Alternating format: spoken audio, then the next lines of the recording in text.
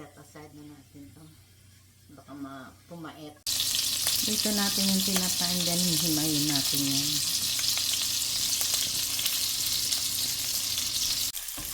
Dito natin yung hipon.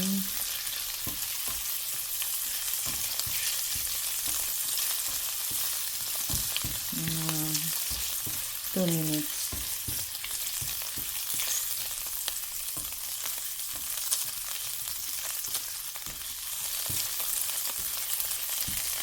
Pwede na yan.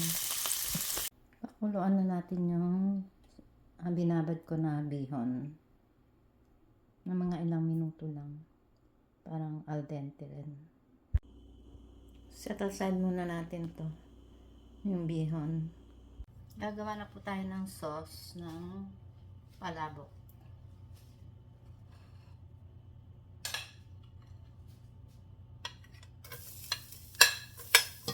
Bawang, sibuyas, or onion,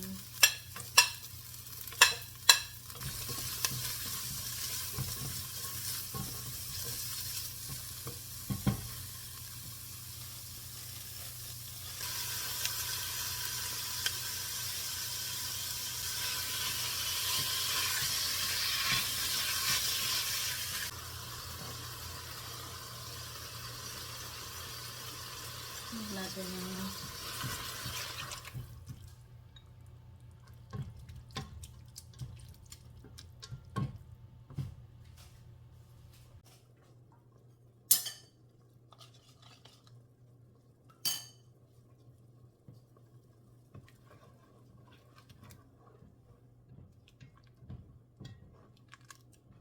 tulog natin yung anato powder na na-dilute ko na.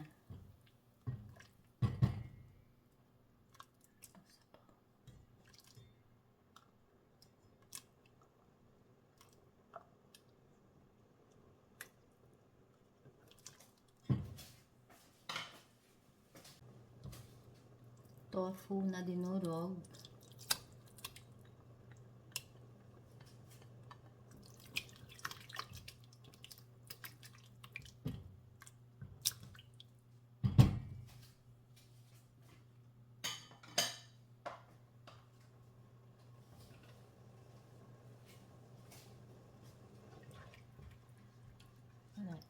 Simmer.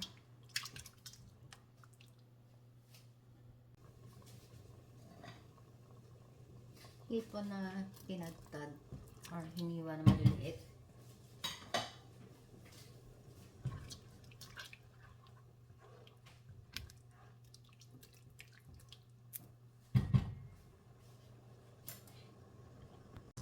Ayan na, nandyan na yung slurry and then iklog na dinate. And then may patis na rin yan. Paminta. Okay. And this is my version of pancit palabok. Thank you for watching, my friends. Bye-bye.